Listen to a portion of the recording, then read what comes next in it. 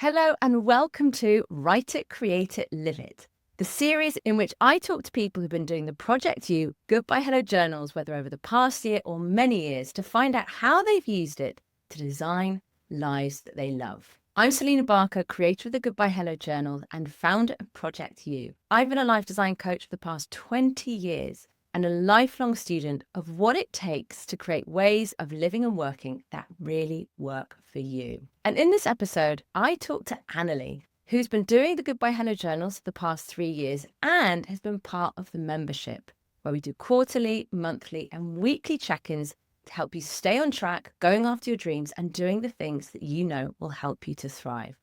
This was such a beautiful conversation. I learned so much from Annelie.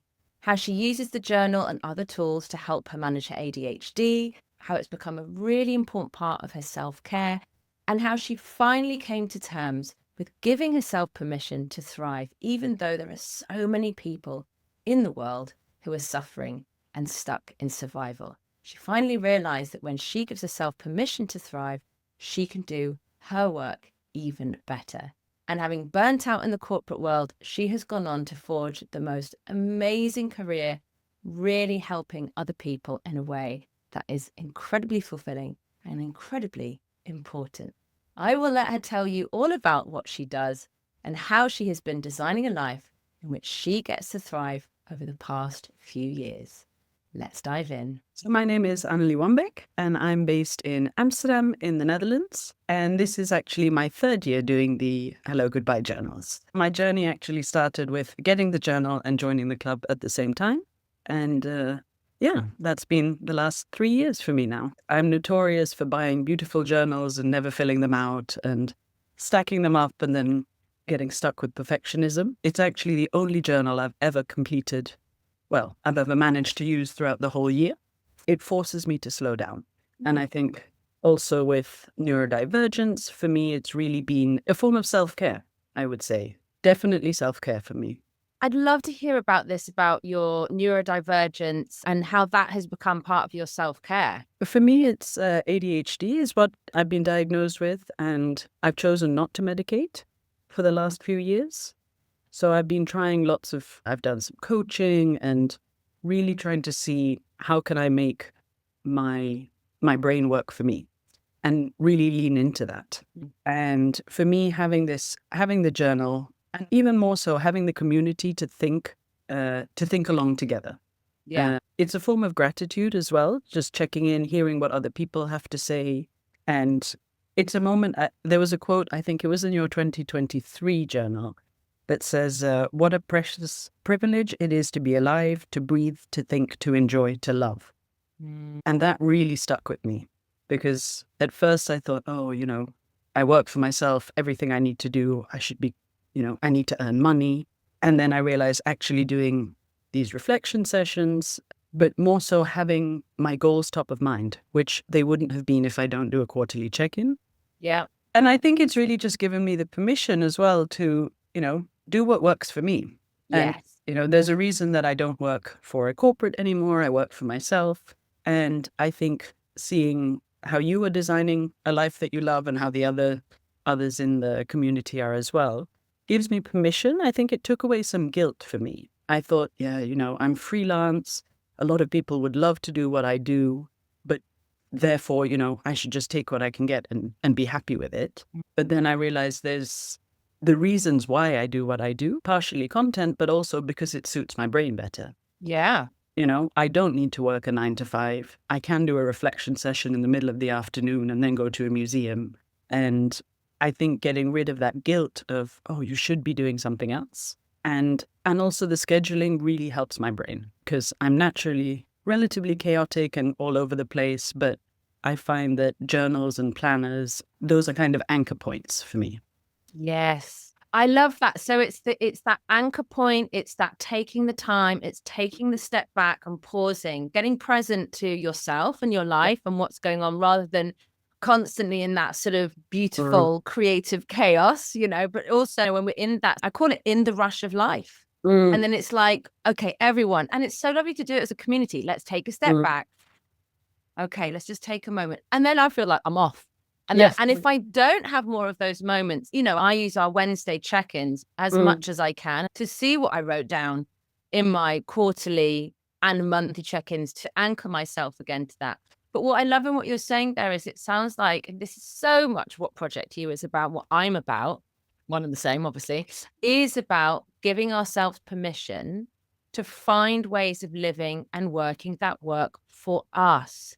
And if the way you work and the way you live doesn't work for you, and if we don't suit the traditional ways of living and working, that's okay. And I think this is for everyone, even like the most neurotypical, they love the traditional ways of living and working. It really does work for them. Will also still find things that don't work for them. Like, I just don't believe there's a group of people, and there's certainly not the majority. I don't believe there's a group of people for whom the sort of traditional ways of living and working suit them perfectly. We all have to find ways and check in with ourselves and design ways of living and working that work for us. I'm also someone that I chose an untraditional path of, particularly back in 20 years ago, no one was like starting their own business and doing Instagram didn't even exist yet. But I found I couldn't exist, certainly couldn't thrive in the traditional workplace. I'm always like, this wasn't a choice. I couldn't stay in that sort of 9 to 5 office-based role with a boss. It didn't work for my brain. It didn't work for my entire being. And so I had to find another way. And so that's why I'm so passionate about this. Would you say the journal has given you that permission to go, well, hang on, let's see what works for you and design there rather than giving you a formula? I think so. I think it is the permission that even if we have, the freedom of working for ourselves, and I also left the corporate world after a burnout, and I thought, okay, now you're working for yourself. I was still putting the standards of, okay, work 8 hours a day, do this, do that. Yeah. And then I realized, why am I doing this? I've been conditioned to do this. It doesn't work for me. And I think what the journal and the community as a whole gave me is permission that, yes, you can make it better. I think it's really that thrive element. And as someone who struggled a lot for many years with mental health issues around anxiety and depression, I know that journaling and reflecting helps me. And I think I can see now in the last maybe 2 years how differently I'm working. And I'm letting myself optimize in a way my own ways of working and not having to explain it to other people. I think that for me is really, it's one of the main reasons I went freelance. And I thought that was an added bonus, but it was actually the reason. Being able to, shamelessly is not the right way and maybe not the right word, but to unapologetically. That's it. Yeah. Unapologetically say, look, this is what works for me. This is how I thrive. And for me, I don't feel guilty anymore. And that's been a huge journey. And, I did therapy for many years, and now I realize I can therapize myself in a lot of the ways. And what this journal has given me the chance to do is to put into practice the tools that I've been taught and given. I know how to use them, but again, back to accountability, it's what keeps me, in check with myself, which, as you often tell us, that's the first thing that goes off the list. Looking after everybody else, and then, suddenly I realize I'm getting close to, overwhelm, and that really only happens when I haven't been checking in with myself. Yes, exactly. And so it's not a luxury, it's a necessity. I think that's how I've reframed it for myself, that yes, it's lovely to, be online for an hour and a half with other people, but I'm doing this because it helps me. And it helps me look forward to things. For me, the anticipation of work and things like that it's a roller coaster because you never know what's coming. But if I have these anchor points of, okay, I'm checking in quarterly, and that's also what I've been trying to kind of tease out and work on is, if it works for my brain, then how do I optimize it even more and really make it work for me? And it sounds like, as someone, and I totally relate to this, who lives in a sort of swirling, sort of a lot of stuff going on in our heads. You can call it chaos, but I think chaos is a beautiful thing. That is where all creativity comes from. So said in the most positive way, but this acts as that anchor that brings you present and increases that awareness and that observation. That's so beautiful. So that's the sort of the day-to-day, the month, it brings a rhythm of bringing yourself back to these things that are important to you.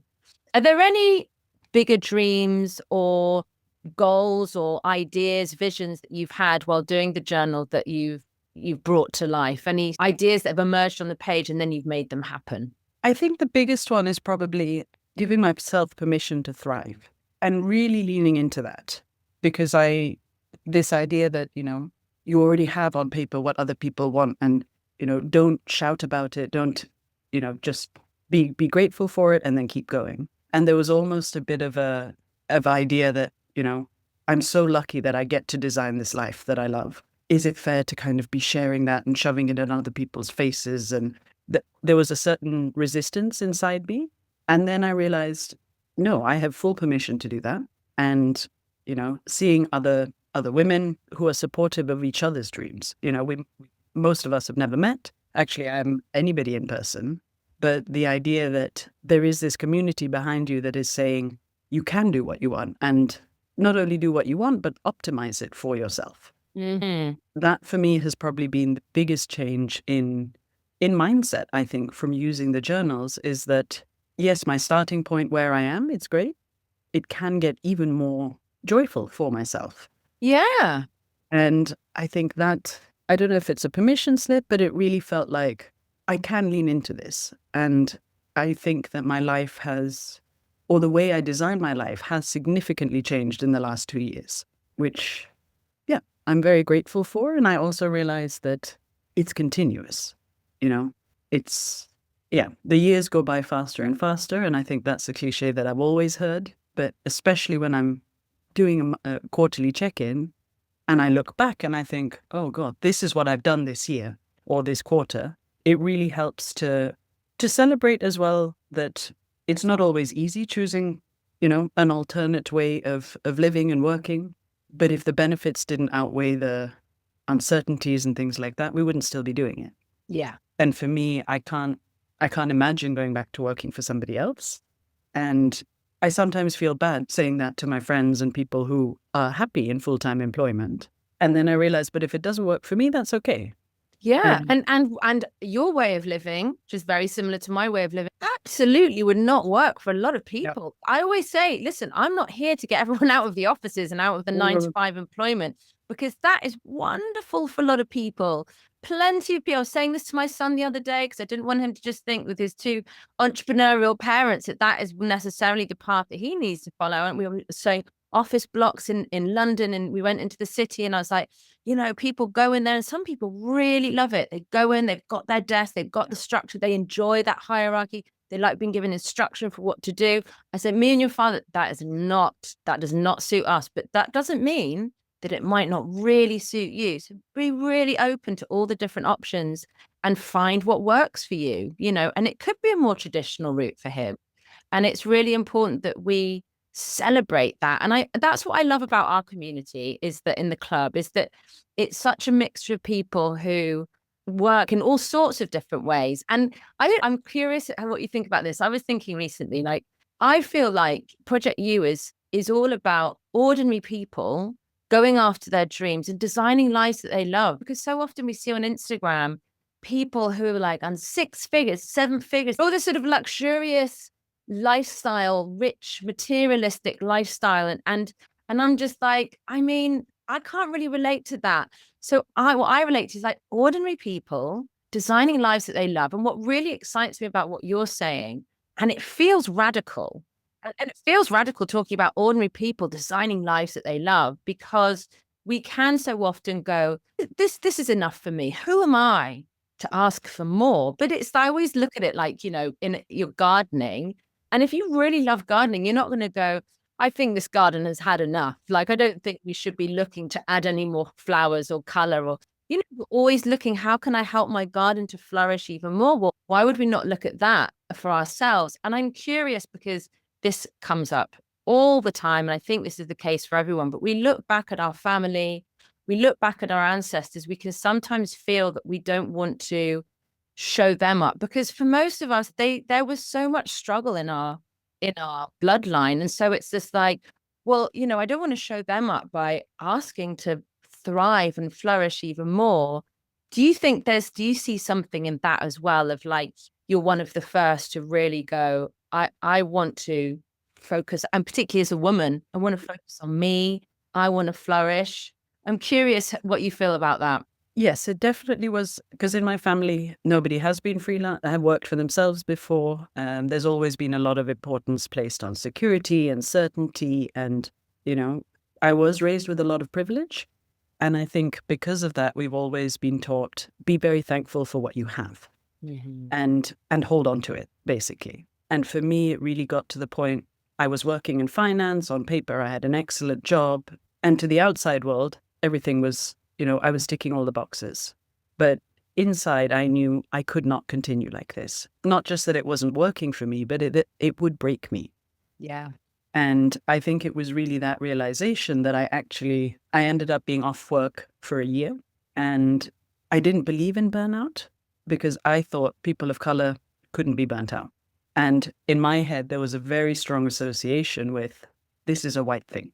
It only happens in white countries. And so that was my first journey, kind of to giving myself permission to build this life that I love and that I thrive in, is that I did a lot of research about, is burnout a privilege? And being in the Netherlands, we get excellent healthcare and time off work. And so many people, usually from the global south, my friends were telling me, but, what a luxury. They're asking you what gives you energy and, what fills up your cup. And for a lot of the world, or the majority of the world, it's, we need money to put food on the table, and It's survival. It's survival. Exactly. Yeah. And I really struggled internally with, am I being selfish? And your garden analogy really spoke to me. I actually have a picture of a garden here. And what stuck with me is, the grass is always greener where you water it. And that blew my mind. Oh my God, that's amazing. And it really has been something that I've been living by, because my family, they were all over the world, I travel a lot and things like that. And it was very easy to compare, my life in Amsterdam to Sri Lanka, and to feel like you're living with different parts of you in different places.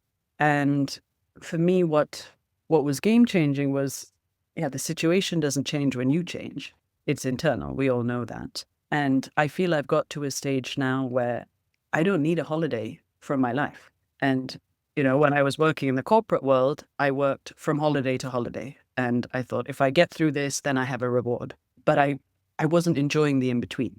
And now, of course, I love to have a break and go on holiday, but it's not a necessity to have a break from my own life.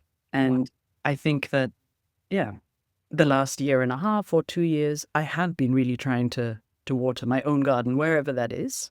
And having the journal and the ability the permission to reflect and to dream. I think that is also something that I've been inspired by you and the community, that we can dream even bigger. Why do we need to keep these things small when there is so much potential? And, we might fail. And that's something that, as a perfectionist or a recovering perfectionist, I think, I'm not going to do it because it won't be perfect. But when I started, I've actually found what I did in 2023, I added pages into the journal and then put bullet points and then pictures of, these were my highlights. And I did it for the whole year. It. And, this was 2 years ago. I don't remember anything from August 2023. But when I look back and I see, I was in Sri Lanka, I was doing this. And that's also something which my neurodivergence, it jumps ahead. It thinks, okay, you've done that, what's next? And the act of reflecting and forcing myself to stay still long enough, even to go through my camera roll, it really anchors me. And I think that it's something I wish more people could have. But I also know that it is a privilege to be able to take the time to think and to optimize our lives, which are already good objectively. How do you then manage, or how do you frame it? Because it is a really tough one, and particularly right now, we're seeing so much suffering, and through social media, we get to see it so up close. The suffering that's going on in the world. And your work is really like about addressing, inequalities and actually what do you do? Tell people what your work is dedicated to. So the way I frame my work is I am a diversity, equity, inclusion, and belonging consultant and trainer, which sounds like a lot of buzzwords, but for me, it's really the belonging piece. How do we turn our diversity, whether that is, cultural, racial, neurodivergence, how do we turn that from an obstacle into an asset? Yeah. And for me, considering power and privilege is essential. So I tend to work on culture and cultural training, but it's often done from the perspective of us and them. And us is always us in the West, with Western education, myself included. And this is the way things are done. And when when organizations say, oh, we want a multicultural team, but we all want them to think the same way. Or we have expectations that this is the norm for everybody. You turn up on time and you send your agendas. And my work is really about trying to show people that it's your difference that is a strength. Yeah. And my mom told me that as a teenager, and I thought that's the last thing I want to hear. I said, I want to be from one country with one passport where people don't question, where are you from? So belonging is really central to what I do. And I think the idea that, yes, you need to belong in community, in your workplaces, but the sense of belonging internally, that's really something which I've played with, toyed with for many years. And for me, if you water the garden, garden is greener where you water it. There's a sense of belonging in yourself. And I would definitely say I'm still on that journey. But I realize to do the work that I do, I have to take care of myself. Yeah. And, you've told us many times you can't pour from an empty cup. And I used to try. I used to think the harder things are for other people, the more we should have to, almost in solidarity, force ourselves to do things we don't really want to do and just show up and do them. Yeah, I must suffer too. If there's all Exactly. the suffering in the world, I must suffer too. And I think this is exactly, how do you get to that point? But you're making the point already, is that if I am to be here to help and be of service, I need to fill up my cup. I need to use that privilege that I have to fill myself up, water the grass that I'm inhabiting, that is my environment, so that I have even more energy that I can be of service. Because if you are stuck in survival mode, it's very hard to be of service. So for those of us in the privileged position where we're not actually stuck in survival mode, certainly, I mean, obviously there are, we will obviously have our moments and things will happen in life when we do go into survival mode. But when we are able to thrive, we are then able to give so much more. And that, I guess, is the framework, right? The reframing. Yeah. And I think for me, the reframing from it is selfish to look after yourself. And I think that is also quite cultural. It should be that everyone else is before you, your family, your pets, your society, and then you. Yes. And that's with the best of intentions. That's very much how I was raised.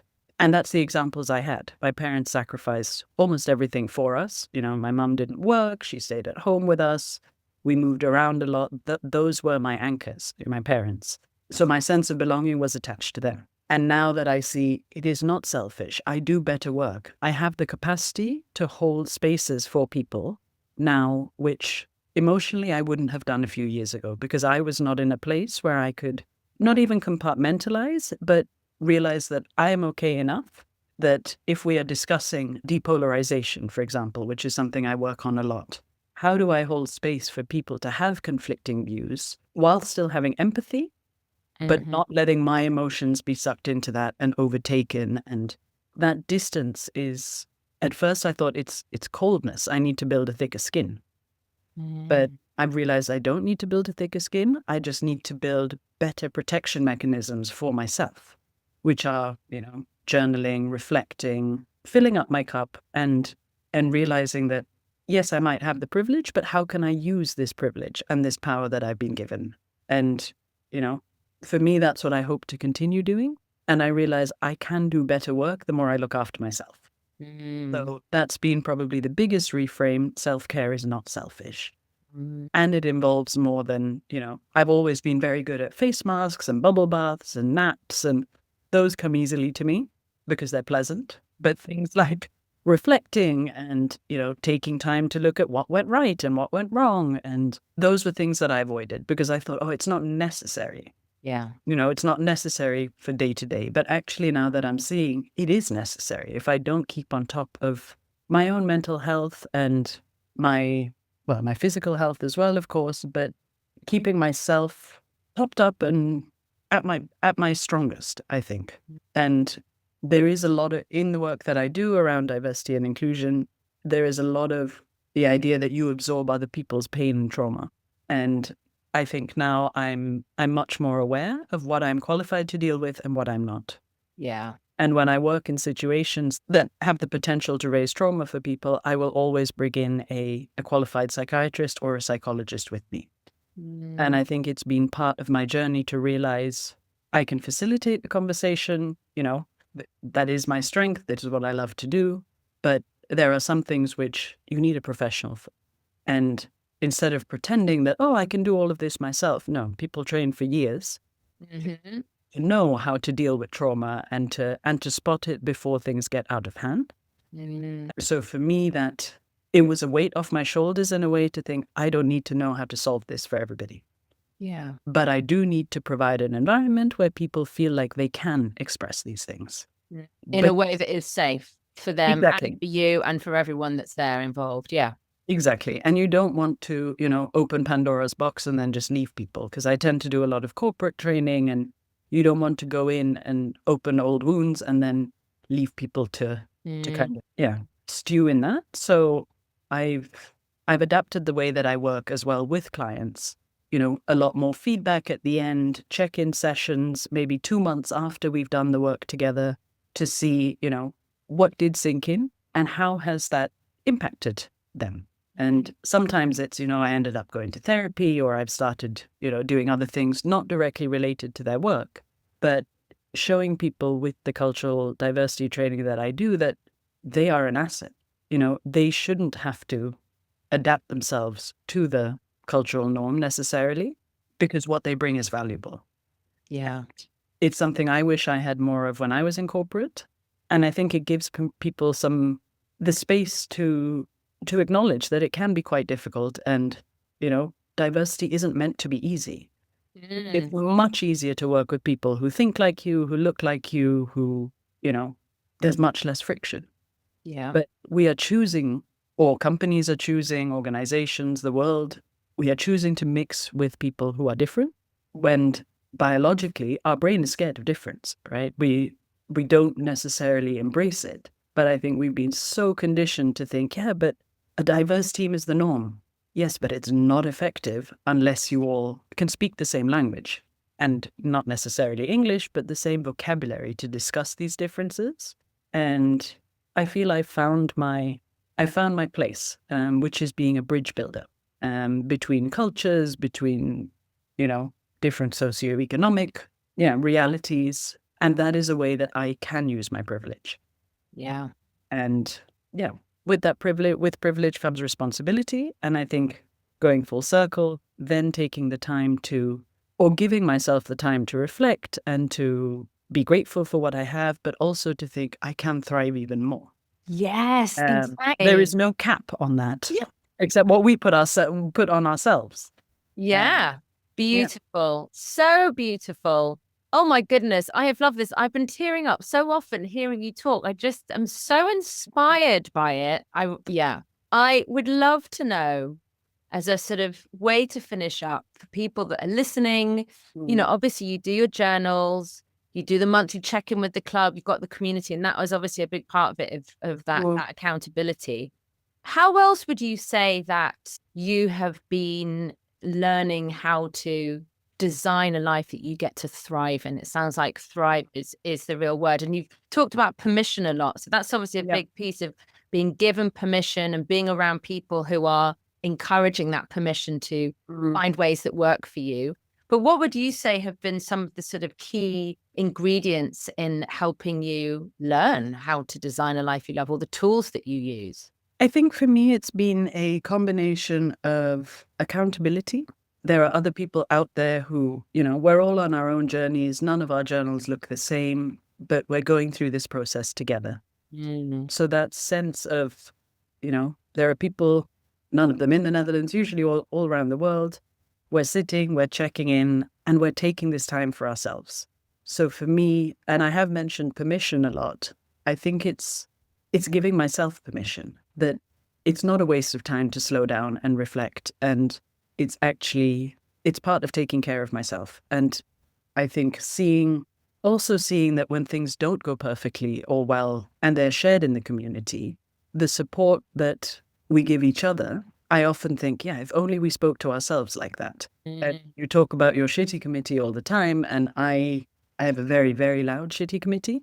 And I often think, if someone came to me from this community, from somebody else I know, and explained a failure or something that happened, I would meet them with a lot of kindness, which I don't do for myself. So I think having the accountability and the permission to go inwards a little bit, and to not feel bad for thriving.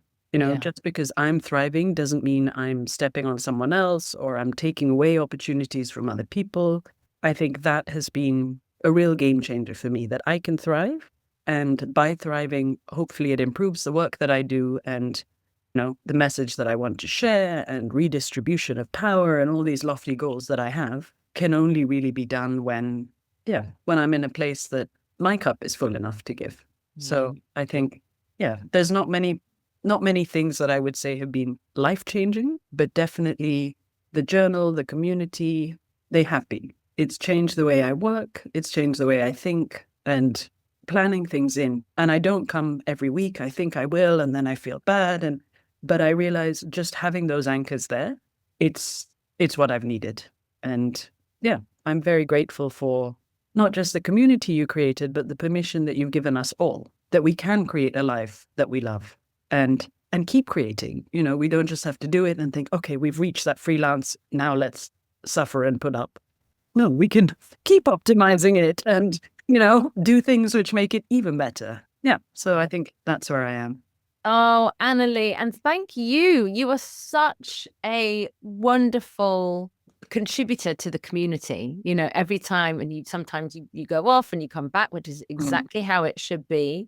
I'm always so delighted to see you turn up. You bring such depth and wisdom to the conversations. Things like, that's just really blown my mind. Where you water is where the grass is at its greenest, and it is about that and often you do, sometimes on a Wednesday, you go and you say, well, for the first part, I'm going to go and do some journaling, and then I'm going to pot some plants. Annelie, thank you so much. This has been so inspiring. And thank you for the incredible work that you do as well. And it's a joy to have you in the community. Long may it last, and long may we thrive together. Wasn't that the most gorgeous conversation? I really did learn so much from Annelie. That whole phrase of the grass is greenest where you water it has really stuck with me. So I really hope it inspired you too. And if you would love to get the kind of support that Annelie has been getting alongside doing the journals, and you'd like to join the club, then I would love to have you there. Hit the link below to find out more about it and to sign up today. And then I'll see you in there, and I can't wait to support you and get to know the dreams that you are going after. Lots of love.